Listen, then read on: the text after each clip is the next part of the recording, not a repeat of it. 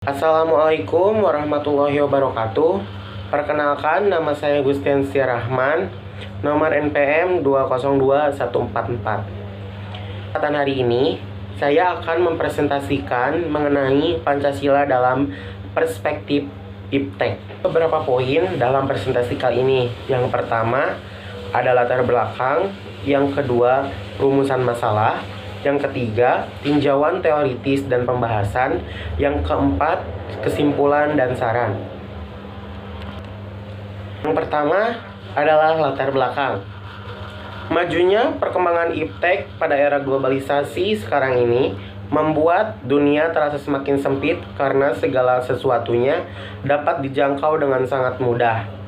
Adanya media-media elektronik sebagai alat komunikasi seperti televisi, radio, maupun internet semakin mempermudah masuknya informasi dari luar. Jika kondisi semacam itu tidak diimbangi dengan kemampuan masyarakat dalam mengelola informasi tersebut, maka yang terjadi adalah kerugian bagi masyarakat sendiri.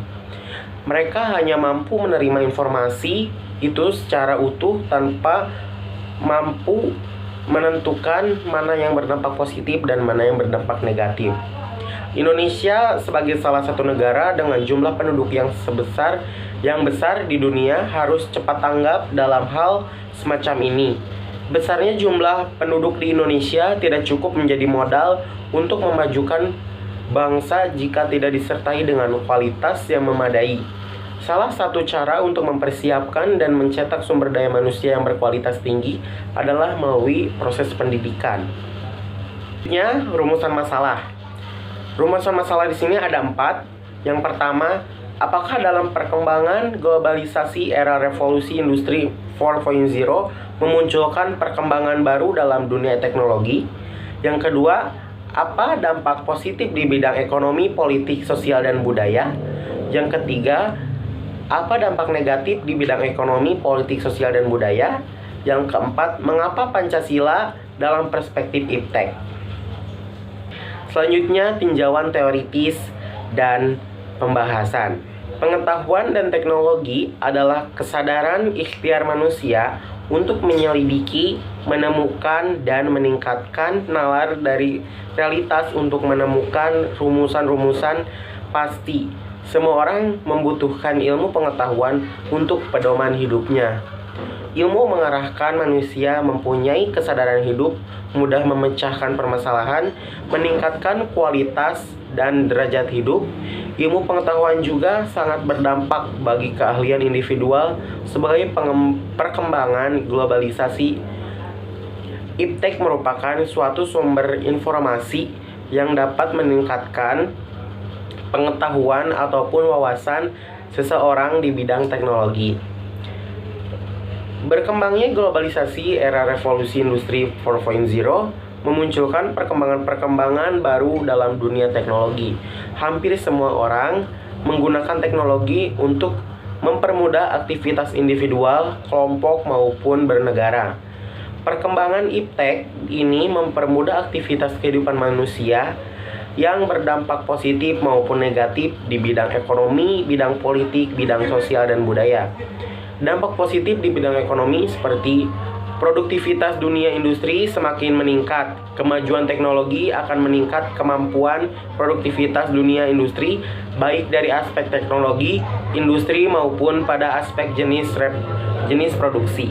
Mengapa Pancasila? Indonesia kita mempunyai Pancasila sebagai ideologi yang memiliki nilai-nilai luhur yang dapat dimanfaatkan untuk mengatasi pengaruh negatif IPTEK. Pancasila telah dijadikan dasar nilai bagi pengembangan IPTEK demi kesejahteraan hidup masyarakat. Pembangunan IPTEK sebagai hasil budaya masyarakat harus didasarkan pada nilai moral, ketuhanan, dan kemanusiaan yang adil dan beradab. Ilmu pengetahuan budaya dan agama memiliki keterkaitan erat yang saling memberikan batasan dalam pengembangannya. Hubungan keempat aspek tersebut dapat dilandasi dengan dua kemungkinan. Yang pertama, pengembangan IPTEK senantiasa didasarkan atas sikap human religius disebabkan keberadaan IPTEK selalu berdampingan dengan budaya dan agama. Kedua, IPTEK menempatkan nilai budaya dan agama sebagai kawan dalam kajian. Dalam hal ini, pengembangan iptek memerlukan faktor nilai eksternal seperti budaya, ideologi, dan agama untuk saling mengkaji. Pancasila harus menjadi spirit bagi setiap diri kehidupan masyarakat, karena Pancasila dipandang sebagai media akulturasi dari bermacam-macam pemikiran tentang agama, pendidikan, budaya, politik, sosial, ekonomi, dan bahkan iptek. Sehingga Pancasila sebagai ideologi negara merupakan kristalisasi nilai-nilai budaya dan agama dari bangsa Indonesia. Yang terakhir adalah kesimpulan dan saran dari presentasi tadi. Kesimpulannya bahwa Pancasila merupakan nilai dasar negara yang harus ditaati dan dilaksanakan oleh warga negara Indonesia. Di era globalisasi ini, segala upaya dilakukan demi mencapai kemajuan taraf hidup dan martabat manusia. Nilai-nilai Pancasila inilah yang digunakan sebagai dasar perkembangan dari ilmu pengetahuan dan teknologi iptek. Karena nilai-nilai Pancasila itu sangat mendorong dan yang baik dan terarah. Pancasila merupakan suatu kesatuan dari sila-sila yang merupakan pikir serta asas moralitas bagi pembangunan iptek. Bangsa Indonesia yang merupakan bangsa yang berkembang selalu mengejar segala kemajuan dan perkembangan iptek. Iptek tidak lagi hanya sebagai sarana kehidupan, tetapi sekaligus sebagai kebutuhan hidup manusia. Untuk itu diperlukan sikap bijaksana, yaitu kesediaan untuk membuka diri terhadap tuntutan zaman, sekaligus waspada terhadap nilai-nilai sosial budaya di luar. Sarannya, masyarakat harus menanamkan dasar-dasar nilai Pancasila sebagai pijakan dalam melangkah serta memanfaatkan pengembangan iptek dalam perspektif pertahanan dan keamanan.